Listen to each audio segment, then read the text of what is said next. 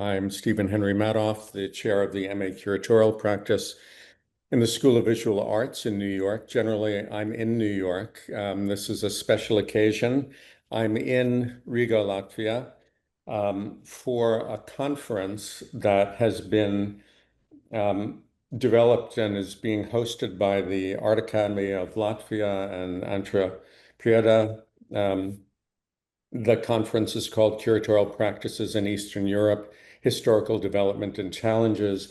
It's something also that's been developed with the expanded artistic research network, of which Andra and I are a part of the Curatorial Studies work group. Today, since I was coming to Riga, I thought it would be interesting to do something we've never done before for the Roundtable, which was invite curators, more than one curator, to talk about something that happens to be on now, which is very important, certainly in the region, survival kit. And so I'm going to read short bios. The way that the Roundtable works is that Solvita, Payam, and Antra will speak for about 50 minutes. At that point, at the bottom of your screen is the Q&A. You can ask a question, pose a question or a comment. I'll read those and they will respond. So for Survival Kit, I'm just going to begin with the questions that the curators raised. I'll read that. Why is the notion of flamboyance particularly resonant today in an era of failing institutions and societal collapse? What relevance does the simur, a mystical bird important in Sufi traditions across the Persian-Turkish world, have for Eastern Europe? So that was what was posed. And now I'll read very short versions of very long, distinguished bios for my guests. So Solvita Krese has been the director and a curator at the Latvian Centre for Contemporary Art in Riga since 2000. She founded the LCCA. She's been a curator and co-curator of a number of large-scale international exhibitions and was the commissioner of the Latvian Pavilion for the 56th and 58th Venice Biennales in 2015 and 2019. In 2009, she initiated the annual Contemporary Art Festival Survival Kit, which she's been curating or co-curating ever since. Solvita, there's a much, much longer bio, but that is online for the audience if you want to look at that. Now, for Slavs and Tatars, since its inception in 2006, the internationally renowned art collective Slavs and Tatars has shown a keen grasp of polemical issues in society, clearing new paths for contemporary discourse as communion via a wholly idiosyncratic form of knowledge production, including popular culture, exhibitions, spiritual and esoteric traditions, oral histories, merchandise, modern myths, as well as scholarly research. Their work has been shown at major institutions across the world. They published more than 12 books to date, and in 2020 opened Pickle Bar, a Slavic aperitivo bar come project space in Berlin, as well as a residency and mentorship program. Andra Priede is an art historian and curator. She's the vice rector of the Art Academy of Latvia in Riga. In 2018, she founded and leads research into the specialization of graduate level curatorial studies. Her concerns also include the history of exile, art during the Soviet period, and the role of the curator in the local and international art ecosystem. And with that, welcome. I will turn it over to you. Solvita? Okay, so I'll start. Yeah, and thank you, Stephen, for introduction. Yes, and before turn to survival kit, I just should say that the LCCA, Latvian Centre for Contemporary Art, is a nomadic institution which mainly focuses on research-based projects, and we are like placing our projects in different institutions and building them in collaboration with museums, with art spaces, with many other institutions. So we allowed ourselves to choose institution which is related to the topic we are researching. And we are particularly interested in recent history in Soviet time period, as we say that we are trying to rewrite the history. But Survival Kit is one of our most visible projects, and actually is even strongest brand than LCCA itself. Many people who know Survival Kit, who became one of the most visible events in contemporary arts in regions, they even do not know who is organizing it. But so we started it in 2009, and as many projects we are doing, it grow up from kind of like urge to do something to react to economical crisis which Latvia was facing in very tough way in that time, and we had plenty of empty shops along the main shopping streets. And I am probably you can put on the first slide already. And so we like, and there were enormous budget cuts for culture. I remember as today, the budget of culture for Ministry of Culture was cut by 62%, and there was almost no resources to do anything. And then we somehow decided to legally squat those empty shop venues, and just together with artists, almost without resources, by using DIY strategies and so collective praxis, we just moved in and just created this pop-up situation, pop-up exhibitions, pop-up reading rooms, pop-up fashion shows from recycled fashions, and artists were cooking and showing their works and reading poetry and organizing different participation-based activities. And so everyone liked it so much that we were asked to do it once more, and we did it once more, and then again, and then we it appears that it's become a festival, which we didn't thought in very beginning. And so we are running it for 16 years already, and there have been many moments that we were questioning ourselves, is it sense to run a festival with such a title, such a name? But somehow locally and globally, the world is bringing more and more issues to discuss survival strategies or to discuss the future scenarios. Where are we going? Just because of geopolitical situation or climate crisis or pandemic, or there are many aspects what brings back this question about survival. And in beginning, the festival was more like open, like fluid platform, just based mainly on open call, and many artists could join in, and there was no like strict borders between exhibition and public program. And in beginning, I was curated it myself. Then my colleague Inga Lāce joined in curating, and then we started to invite international curators. And now it's already like 6-7 years even that we stepped out, or I stepped out from curating, and I'm inviting curators for each edition. But then you can show next slide.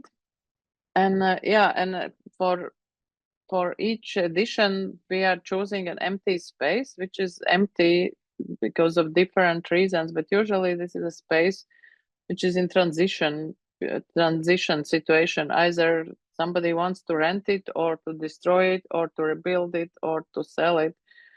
And through those buildings, we are mapping city development and just looking what is empty now and why it is empty. And many times we are also like focusing on culture policy questions and local aspect.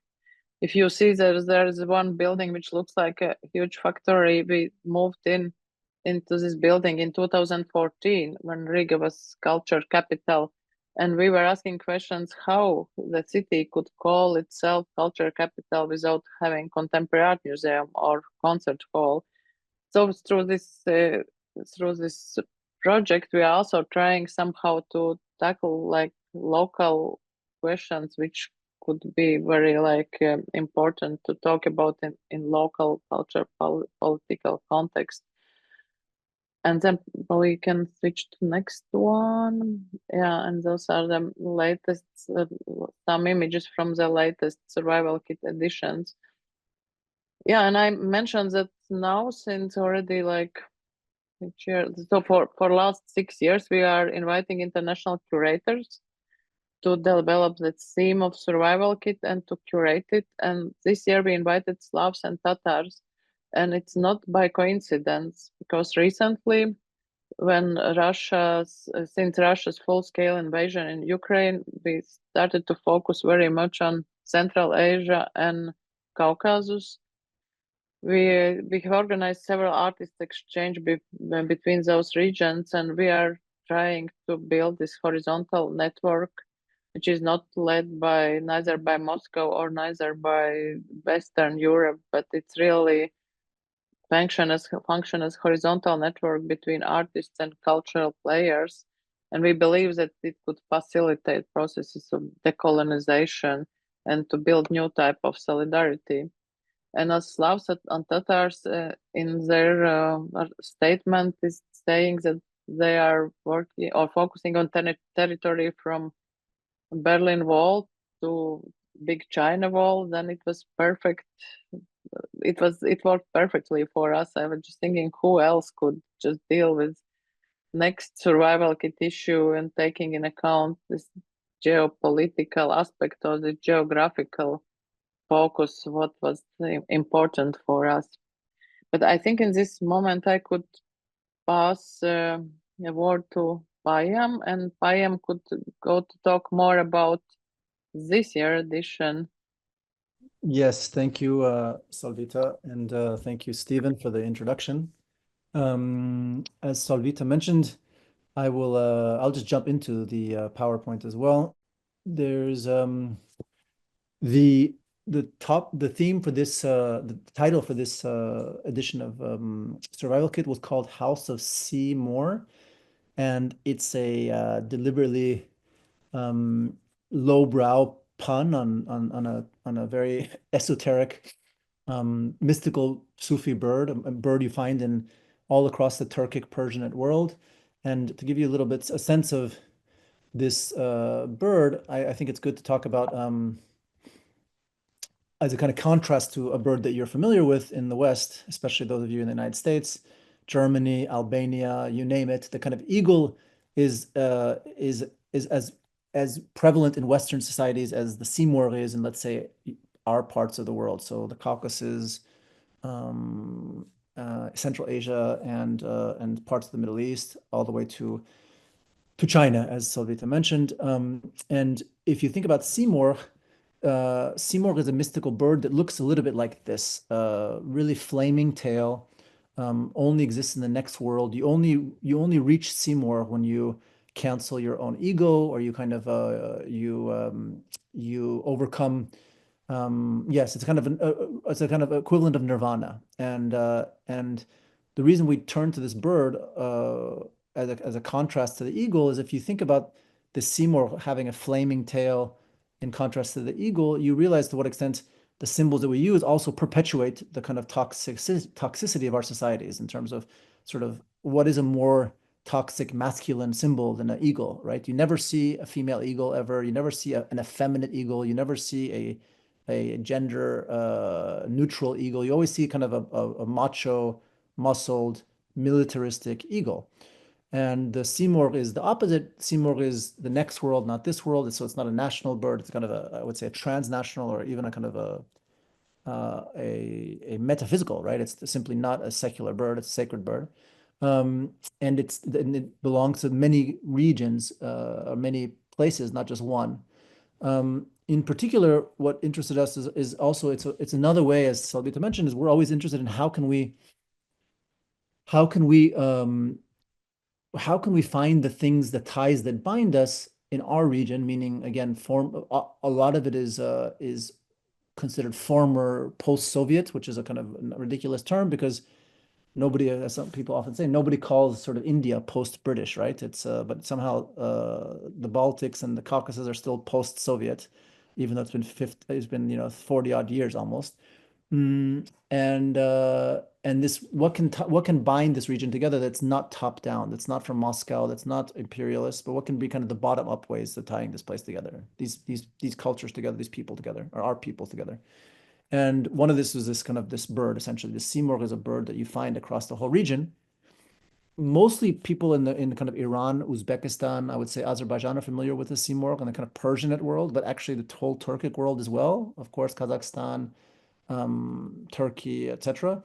However, what interested us even further is that you can actually extend simurgh to parts of northern Ukraine. Chernihiv is the kind of the westernmost place you find simurgh, and as soon as you go into Poland, you're in the eagle territory. So it's interesting, just to kind of another way to also define our region as opposed to the Cold War, kind of brittle Cold War, rusty Cold War definitions or geopolitical definitions that we pin to things today. And in the Latvian context, of course, this transnationalism is very important, not only because of Latvia and the Baltics history between sort of competing empires or between competing alphabets or even faiths, whether it's sort of German influences in the Baltics to Russian imperialism, whether it's Catholicism and Orthodoxy, or in certain places, of course, a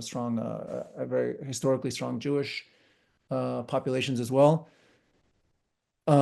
This made sense for us as a kind of a premise to look at this bird. Now, I should just say that Stephen mentioned this, why today, why flamboyance.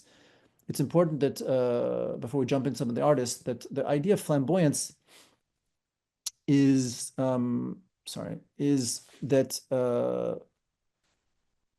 flamboyance, of course, means flaming is a term that we use in the 80s in the queer community to kind of to talk about somebody who was out, essentially, or who was not, and it was a kind of a way of acknowledging that this person is not trying to conform to other people's expectations of sort of normativity. And we're living in a world which is on fire, and the question then becomes, as artists or curators, cultural actors, what are we all doing to are we going to put our heads in the sand and sort of or hide from this fire? One proposal we're considering is maybe we can answer fire with fire, and essentially, and how can we think of fire as not a destructive force, but as a kind of exuberance? Fire is an exuberant force, or as a life-giving force, or something which is more, as a question of extravagance, as opposed to a question of sort of nihilism and destruction. Here you have some of the artist names, which I include in the Latvian transliteration as well, because I think it's fantastic that Latvian transliterates. As anybody who's familiar with our practice knows that we're obsessed with alphabet politics and transliteration within. It's not transliteration because it's the same alphabet, but it's a homophonic translation into the Latvian Latin as opposed to the international English Latin. And we have about 23 positions in this exhibition, including artists, of course, from our region, Belarus, Poland, Latvia, Lithuania, and Estonia, but also in Central Asia, but also from the Middle East, from Palestine, from China, and Mongolia as well. And I will just go through a couple of the artists. I would like to, of course, also very important positions from Ukraine. There are really the first artist here is Sana Shakhmuradova Tanska, who does paintings that are installed in one of the three spaces in the exhibition. The exhibition is in a former knitting factory, and many of the artists are looking at questions of transformation, whether it's transformation or transitioning as we think of it, whether it's through gender transitioning, whether it's through national cultural transmission, but also transitioning between different professions or transitions between certain life and death sort of forces. And Sana's work really does that quite poetically. There's two artists who have very rarely, if ever, been shown, and we're very proud and privileged to show them in this exhibition, include them. It wasn't easy to have their works shown. One is Oksana Shashko, who is one of the founders of Femin. For those of you who are old enough to remember Femin, an important feminist collective founded in Ukraine, and also an example of, in a lot of ways, how Ukrainian civil society has initiated or has been on the vanguard of certain democracy building projects that have later found resonance in the West, and not this idea of always transmission from West to East, right? There's not this idea of the West bringing its democratic institutions to the East, but actually the East can also teach a little bit to the West.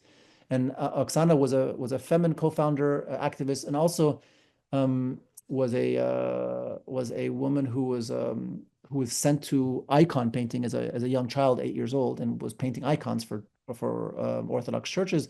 And later in her life, she returned to icon painting in a more subversive way. Here you can see a small icon, really exquisitely done. It's the size of an icon, so roughly like smaller than A5, like about A5, double A5. And this is done in the wake of the migration crisis of 2015 in the Syrian civil war, and you see the saint sort of picking up fish, but also the hands essentially drowning in the Mediterranean as well, sort of coming out for air. And here you have Edith Carlson, an Estonian artist who represented Estonia and Venice in the last Biennale, in the forefront with a kind of mermaid and a fish head. Behind her is a work by Oksana Shashko as well. It's another icon, but it's an icon where you stick your head in and you take a picture of yourself in the face of the icon.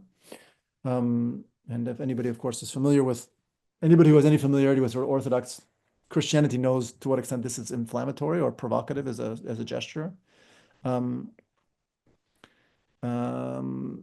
We also had another work that was from Venice, that was the works of Roman Khemei and Yarema Malashuk, filmmakers who represented Ukraine at the last Venice Pavilion, with a work called "You Shouldn't Have to See This." These are screens of children sleeping in the kind of wee hours of the morning, the kind of early hours of the morning, and it's a very uncomfortable film, in the sense that you're eavesdropping, you're kind of seeing, you're overlooking children at their most fragile, sort of sensitive moments, right? That you shouldn't be there. And the title really talks about this, sort of the double meaning of you shouldn't have to see this, because we shouldn't be in those rooms looking over these children's faces, which is a bit creepy. But also we shouldn't have to see this because these are children. They're films, essentially. They're screens of films, but there's very little happening because the children are not moving so much. So essentially, they're almost like frozen film stills. They move very. You have to really pay attention to the movement in the screen. So they double both as stills as well as moving images, but they also double as artworks. And because these are children who have been abducted by the Russian forces, they also act as a document of war crimes. So they are functioning on sort of many levels, as an aesthetic gesture, but as a civic document, or as a kind of a juridic document, a legal document, essentially.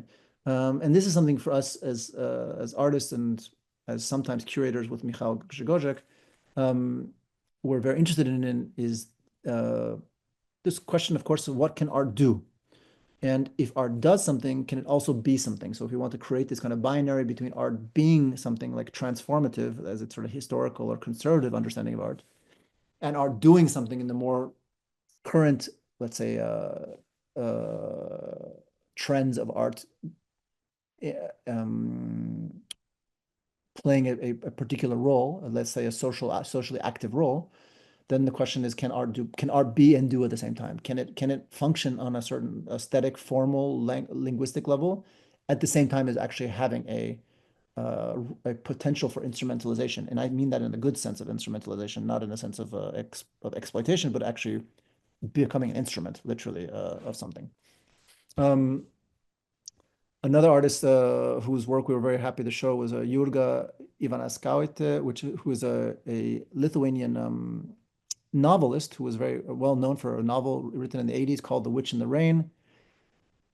quite well known around the Baltics, but very unknown as a self-taught artist. And these are, I think, the first time, right, Solvita, that they were exhibited maybe in a contemporary context, or very rarely exhibited, I think, in the past, right? Yeah, actually, in contemporary context, it's first time when they are exhibited, and actually many people were not aware about her like artist. She's very known, really, like a writer, and it was really like she read several scandalous romance in novels in 80s and about emancipating sexuality of women, and yeah, it was something really unexpected in 80s, especially in Lithuania, which is a Catholic country and with very strong Catholic rules of behaving for women. Mm.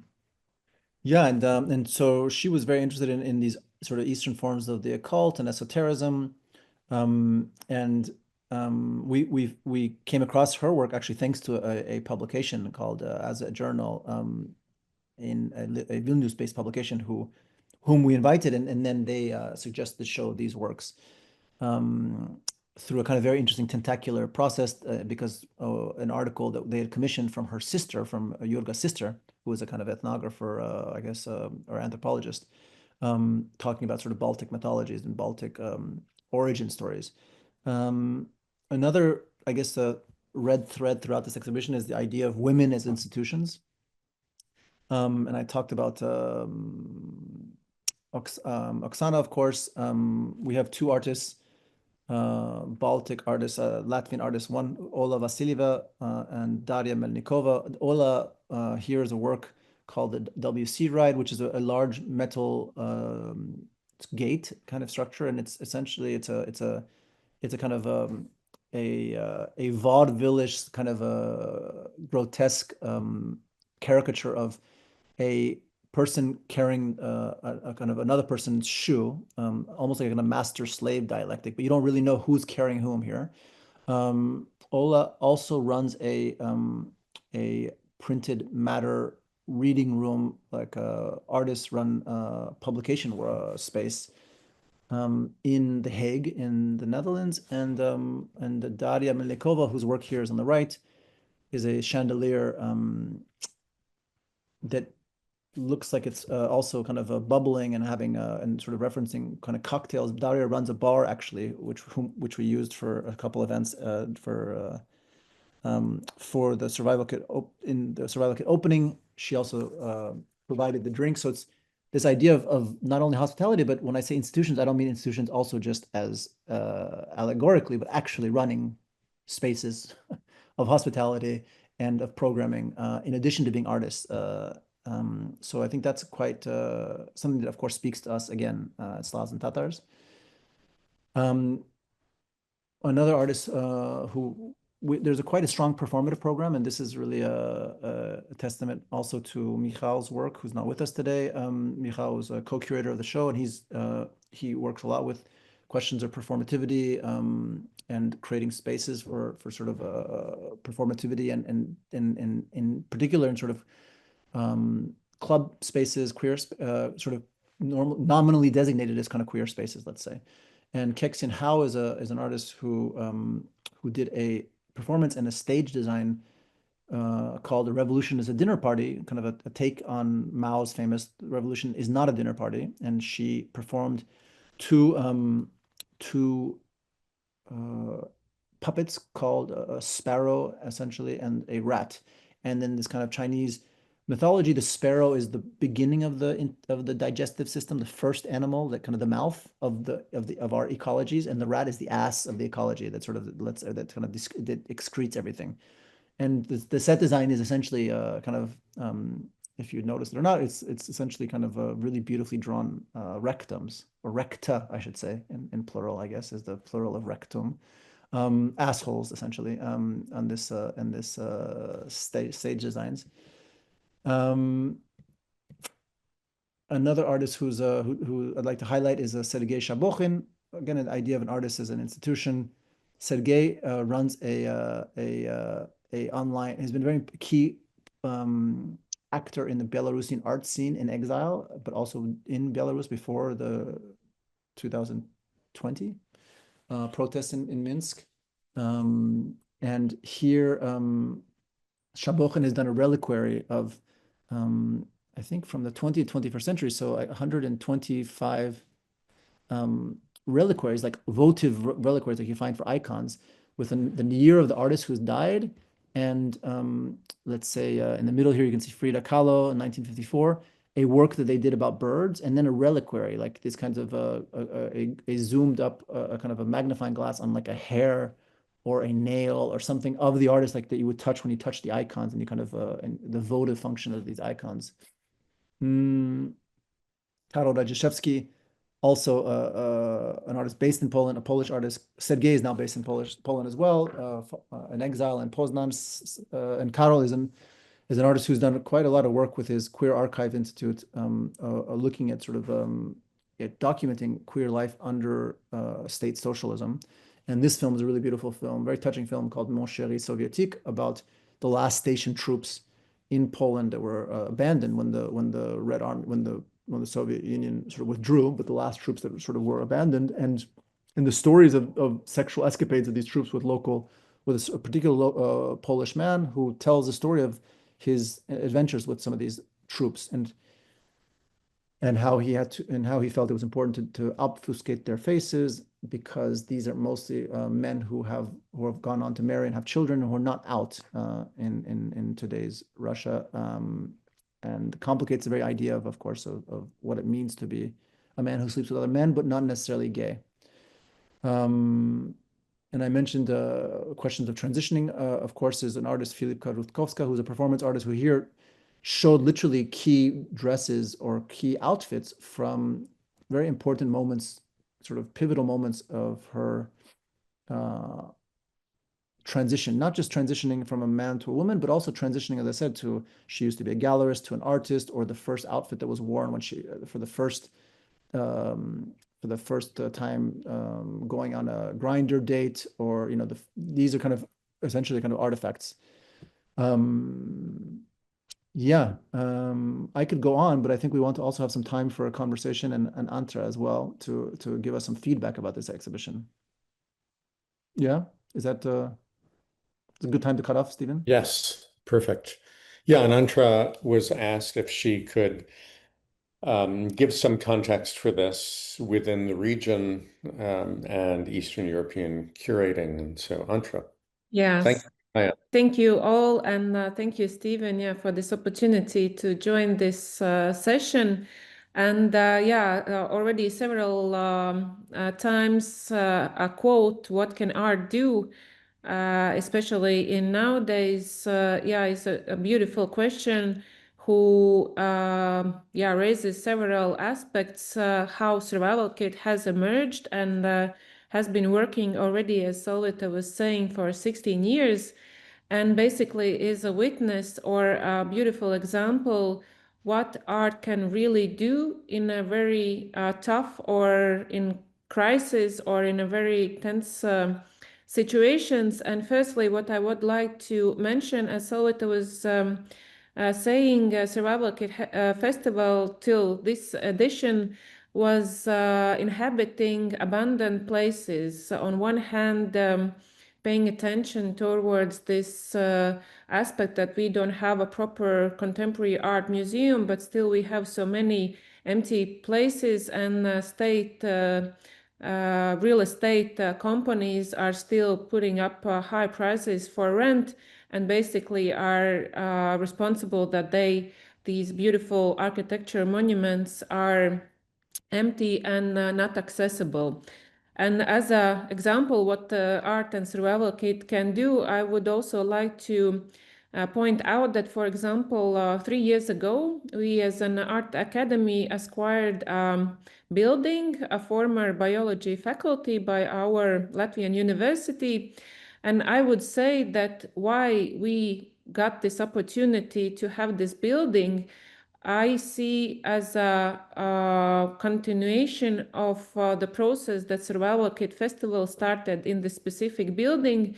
Once they were holding a Survival Kit Festival there, and it was then curated by Solvita, Inga Lāce, and Jonathan Habib Ekvist from Sweden. And basically, by doing the Survival Kit Festival in this specific location, this building got this recognition as a place for arts. And it's also funny to see that Riboka Edition, who also came as this parachute biennial on our territory, followed the footsteps of Survival Kit specifically to inhabit this building for exhibitions, because Survival Kit and LCCA had already done that.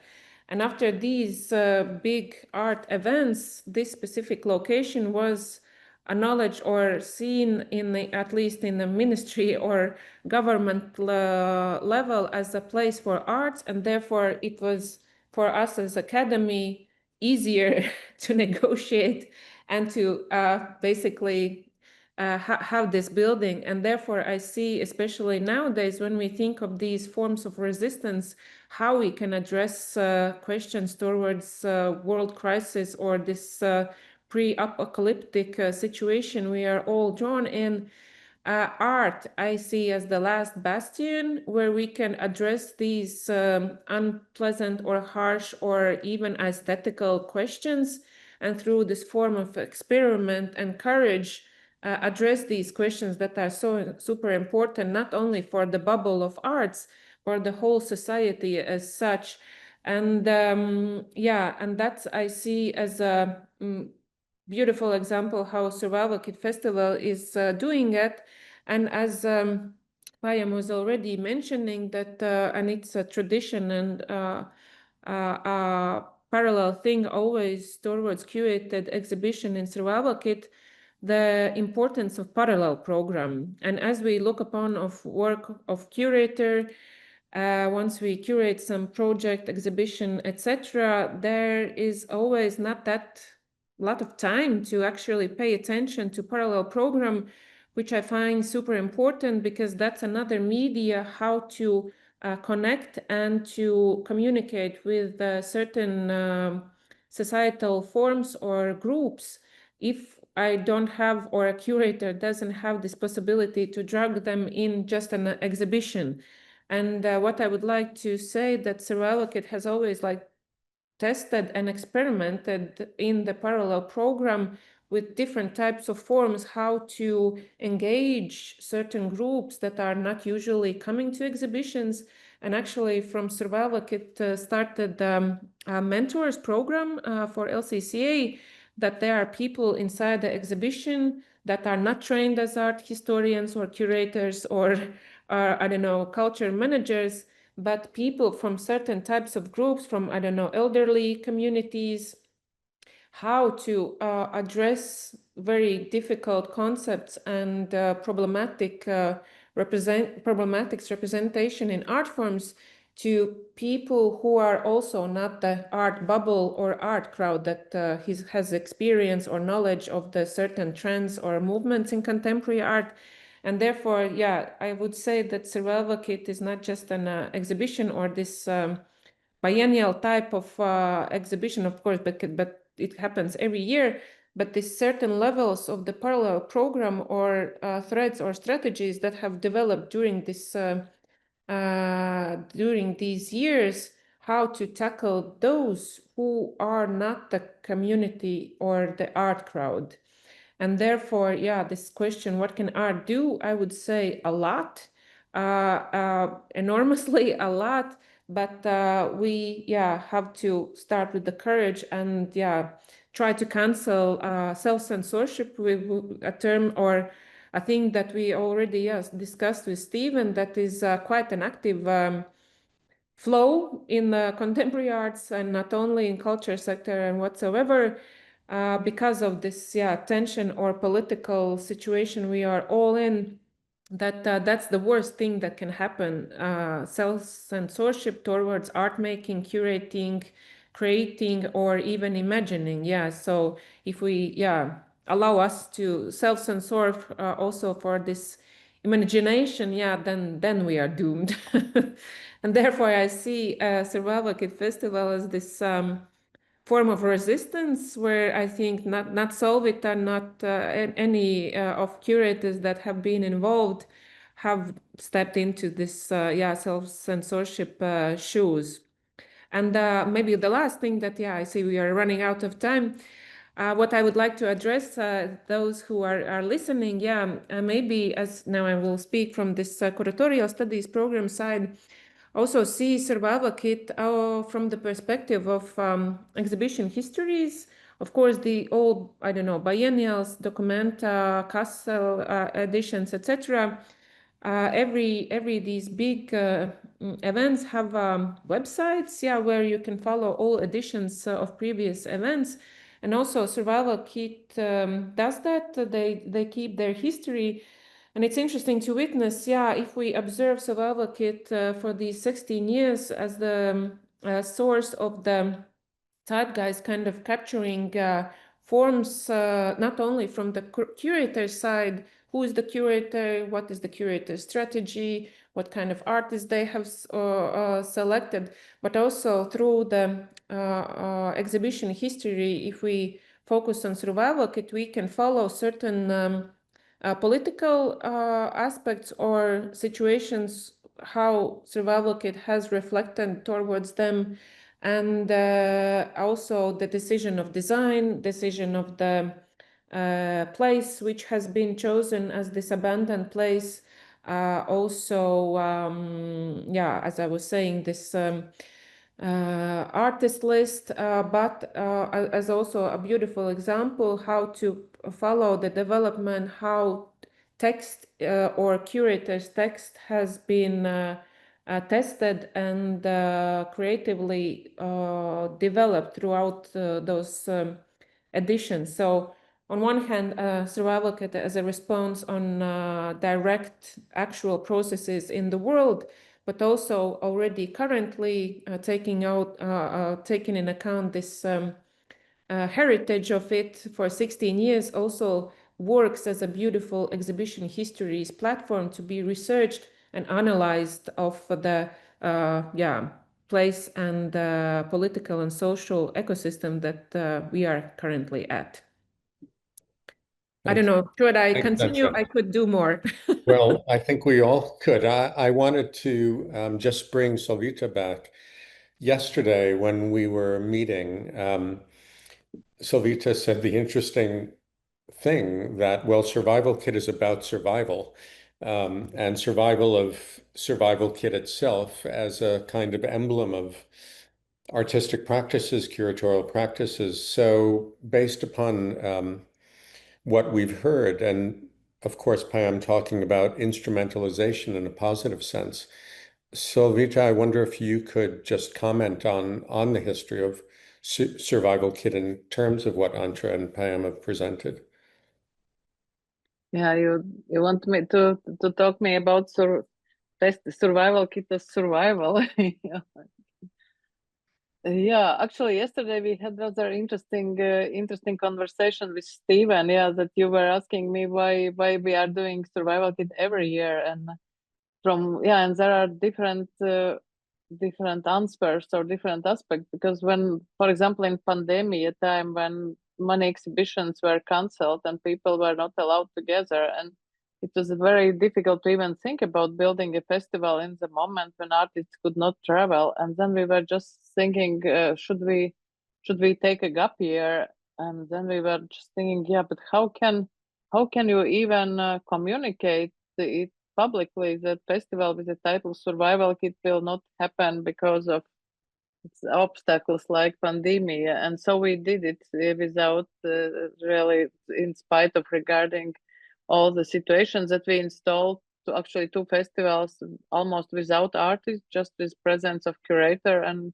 using video chats, and artists were there behind the screen, and curator was there, and we were there, and so there were no big party as we usually do. But still, we somehow said that how can you, if you name something in such a name, you cannot step out anymore. But then we were talking yesterday about why we are not doing biennial type of event, which would be, of course, much more easier somehow, like regarding all resources and research.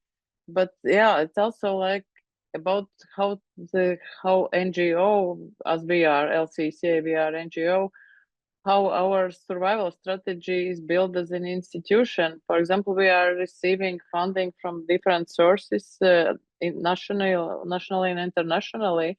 But for example, national sources, they do not see need to support an institution in a gap year. They said, yeah, if there is no festival why you need the money now, then we will give it you to next year when the festival will be on.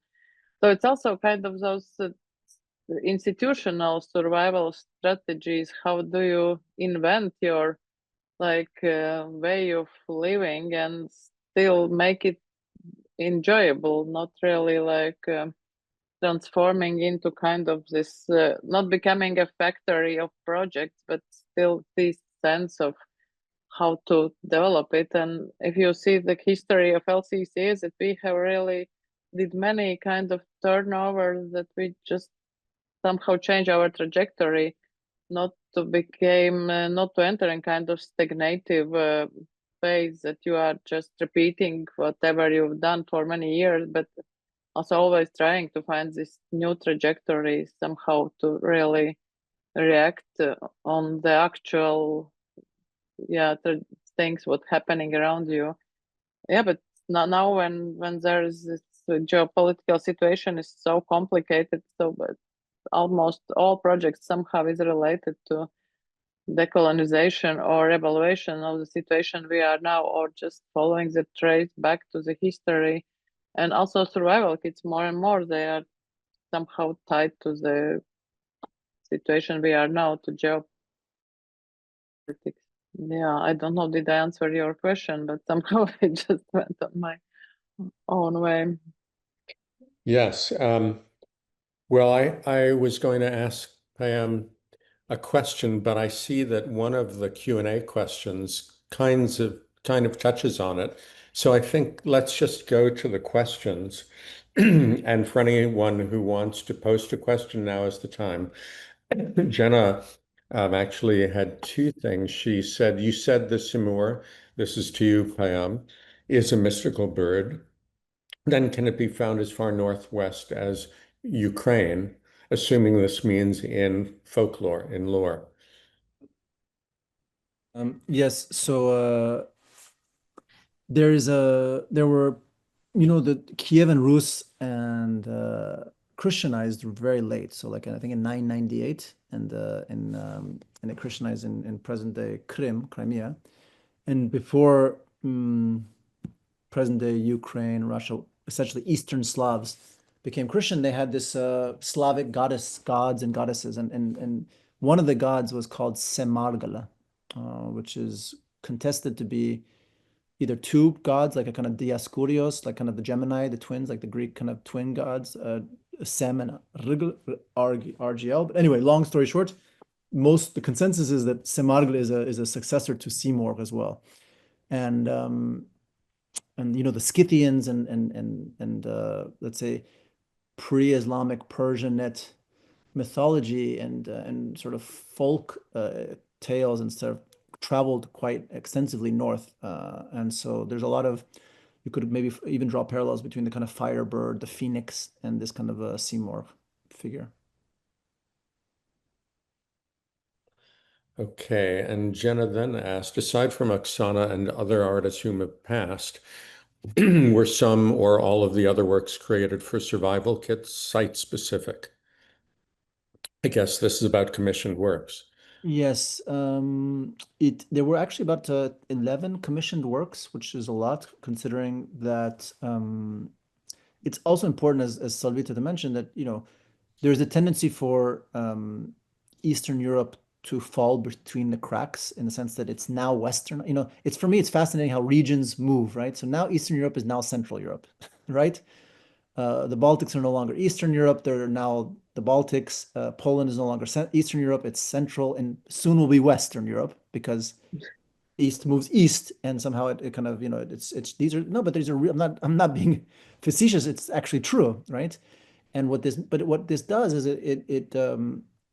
it gums over, it fudges still very big differences between Eastern and Western European funding, cultural institutions. So Survival Kit is a big and I'm not saying this because we're the curators. I'm saying this is a compliment to Solvita and the LCCA. So Survival Kit is a fixture on the Eastern European art calendar.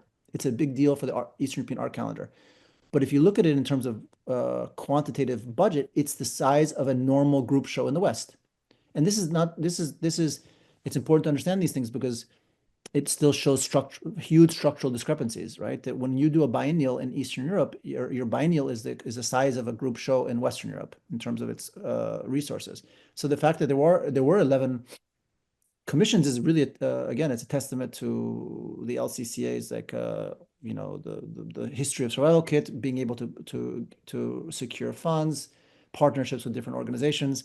So almost half of the artists did new works. All the Latvian artists did new works, and then about 7 other artists did new works. Okay. So Eric Nadler, can you talk about working in pop-up situations, and especially were the artists given a fair amount of time to understand and incorporate the locations, context where their work is being shown? And with pop-up, perhaps it's not a matter of place, but time or lack thereof that influence what they wanted to do and what they weren't able to do, for example. Do you have a good story about this that stands out for you? Yeah, I think it's my question to me. Probably, yeah, like actually in Latvia, we have rather interesting situations that we do have like a really like dramatic lack of proper exhibition spaces. And therefore, probably we have really developed the tradition of like this pop-up exhibitions very strongly. Another aspect is that there actually the contemporary art scene, and not only art scene, but cultural scene is mainly run by NGOs. There are no strong state institutions. There is museum, but there is no contemporary art museum. There's city art hall, which probably now it's will improve a little bit, but before it used to be just a container where artists brought their projects together without clear strategy. So the situation, the local situation somehow dictates this pop-up mode, which is very like common, or these artist run spaces which are popping up and then disappearing because they could not really survive. And this survival mode and this pop-up mode is kind of really probably like kind of even like signature mark for Latvian scene. And then it's interesting how artists are learning to work with those contexts. For example, myself as curator with rather wide curatorial experience, I'm really not interested to work with white cube. I feel it just boring. Yeah, like I always love to do something in kind of off spaces because then you have to deal with the history of the place or like special like architectural context and things like that. And then it's interesting that very oftenly, not in this survival kit, but almost in all previous survival kits, which were located in buildings where artists are getting their own space, which are probably like residential building or some former office building. And when they are getting their own room to develop their artwork, there always used to be at least one artist who asked, could you paint it white? Just like make it neutral. And I said, no, it's about to work with this space and this context. We will not paint it white because it's survival kit. And yeah, but then in this context, in this year, actually many people ask us, oh, survival kit has changed its perspective. Now you are in brand new building. And then we said, no, it's actually an old Soviet time knitting factory. It's just rebuilt. And it's a moment before owners are giving it away for rent. They just let us in. But also like that's finally like we reach this stage that owners of houses or buildings, they are looking for us and offering us space for survival kit, for example. Then it's also like there is a new tendency appearing, which is nice. I didn't know that did I answer your question properly, but somehow, yeah, like at least touch some aspects of it. Okay, thanks. So, SC, thank you all for sharing. Antra, you mentioned the idea of inviting people in who are not the art crowd. Could any of you speak to a strategy you use or would like to try to open your exhibitions to the public? Yeah, I guess Solvita could answer it better, as been using several types of strategies. But I just can add that witnessing how LCCA does that and also learning from these practices, it's a hard work actually to work on these strategies to find specific also funding that helps to connect these.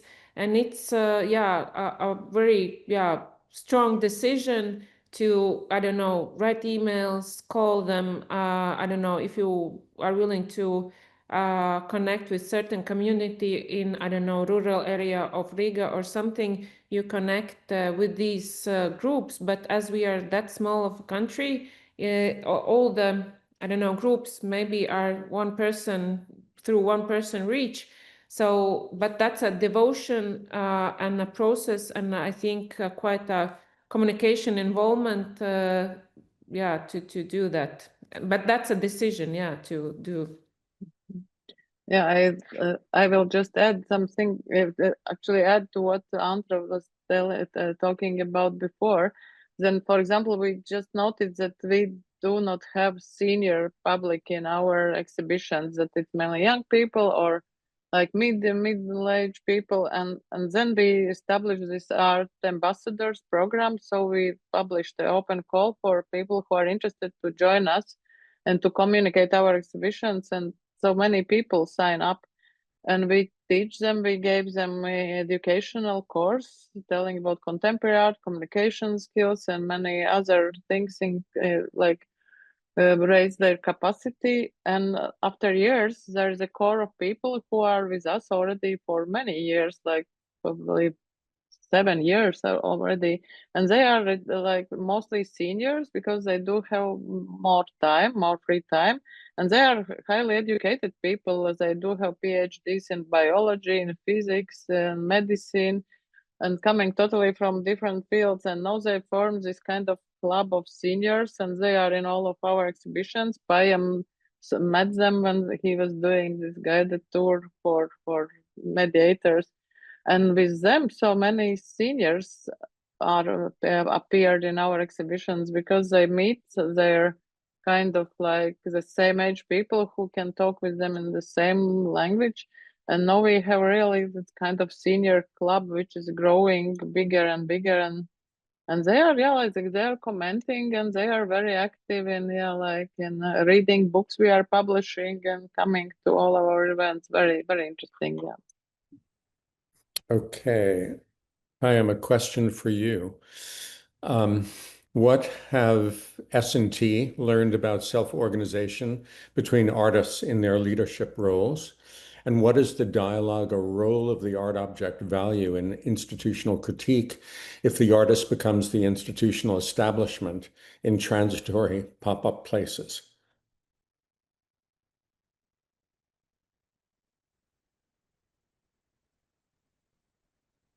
You're muted. I need to read that one again. Okay. This is Nicholas.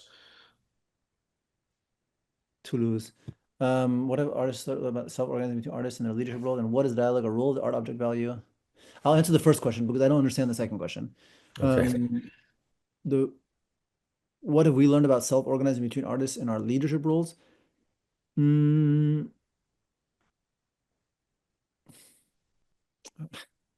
have I don't know where to start. We have institutionalized, I would say, over the past 4 to 5, well, more, about 6 to 7 years now. I'm somebody who believes that we should be building institutions and not tearing them down. And so if there was a period when institutional critique was important, and it's still important as an artistic practice, I'm focused, let's say, I think there's enough artists doing institutional critique. I would like to focus on artists who are doing institutional building. And that doesn't mean creating structures that are replicants of the structures we have. Obviously means making new types of institutions. And I think that artists, it's I mean, for us, we're just interested in how we can, the reason we're interested in this institutional building and in curating, I can just answer, is that we're like Solvita, who says, she stepped back from curating 7 years ago. I think it's you get to a point where you're interested in what others can do with the platform that you create, and I'm interested in what artists can do, or how other artists answer the questions that we're interested in, without the excessive hoarding of attention that an artist usually sort of fights for. And I think that others can, it's interesting to also think about how others to have the opportunity. It's a privilege as an artist to see how other artists deal with certain questions of space, deal with certain curatorial premises. As an artist, you don't get that opportunity to do that because you're either focused on yourself, or because you're either a egomaniac, or you're focused on yourself because you don't have time to survive you don't have any time because it's so precarious to think about others. So at the end of the day, it comes to the same point, is that you focus on yourself, which is not healthy as a human being or as an artist. I mean, of course, egomania isn't reserved for artists, but no, but I'm just but it's it's I would say, in the as you know, in the very interesting art ecology that we all exist in, artists are the ones who receive the most attention and the least regular income. right. Very I mean, I would like just add that I would suggest that each artist just to try to step in curator's shoes, at least for a little moment, and just try to curate something, just to see the arts, this ecosystem from an opposite side, and how is to work with artists, and probably then they will many times reevaluate their like behavior, or kind of what they are demanding sometimes from curators or institutions. I think that's very good experience.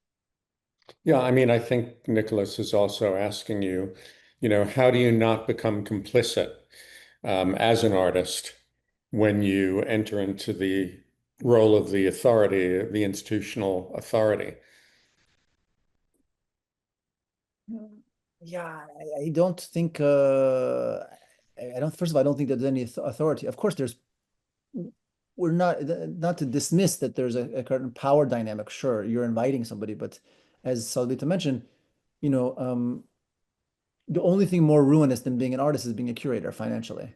So there might be some symbolic authority, but at the end of the day, your the capital, if you want to use that term, if we're using the kind of Marxist terms, the capital that you accumulate as a curator has much less value, unfortunately, than it does as an artist. And so we don't really approach the role as in any kind of question of authority. It's a question of really bringing together a certain amount of people whose practices we would like to support, whom we believe in, and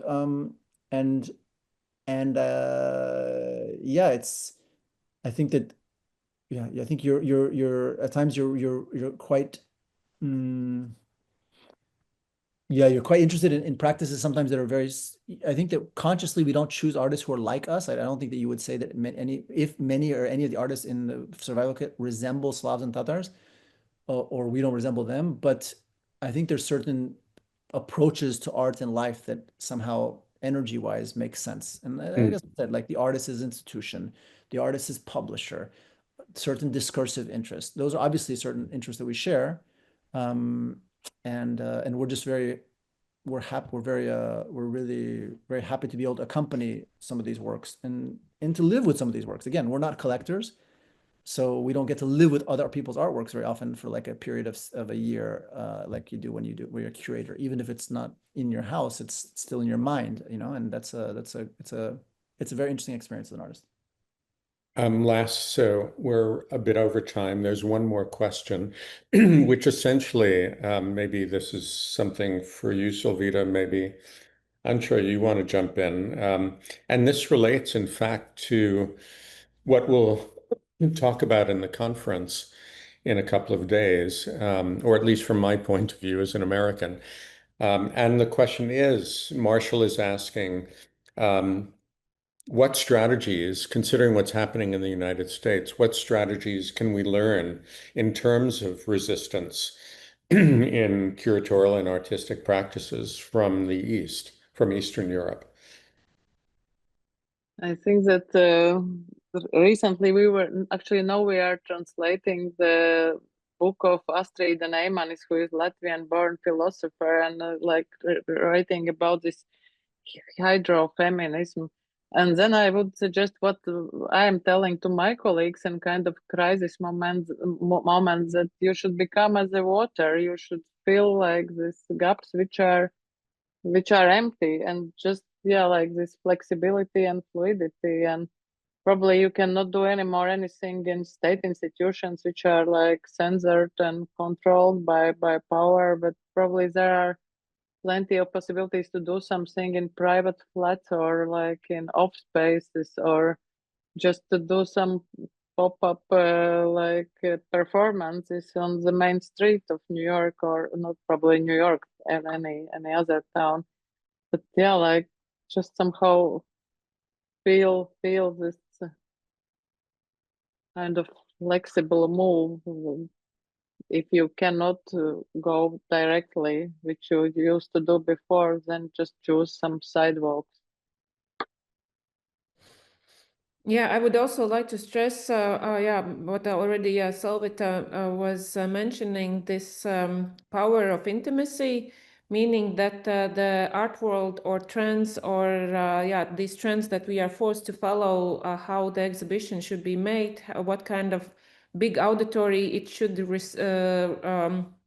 address, and I don't know, these biennial formats where there are, I don't know, 50 artists, multiple countries, 5 venues, to scale down to I don't know, to do an exhibition in a flat, to do an exhibition with your friends, and to do, I don't know, a poetic reading on the roof in the sunset, and not to be afraid of these kind of very I don't know, naive or beautiful formats, because somehow I feel what we are lacking, and what this edition of Survival Kit is beautifully proposing, that this form of poetics and form of beauty is a more powerful tool to address very harsh and problematic questions as direct language. And this reading between the lines is a certain strategy that it was developed throughout Soviet period, and I feel it's somehow embedded that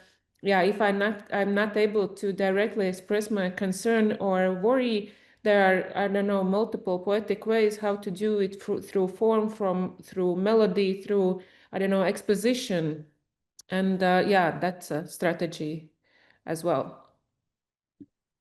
Okay, so with that, thanks to all of you for being guests on the roundtable. Thanks to the audience, and we will be back next week from New York. But now, Antra, Solvita, and Payam, you have the other link, and we will just go to the students. Thanks to everyone.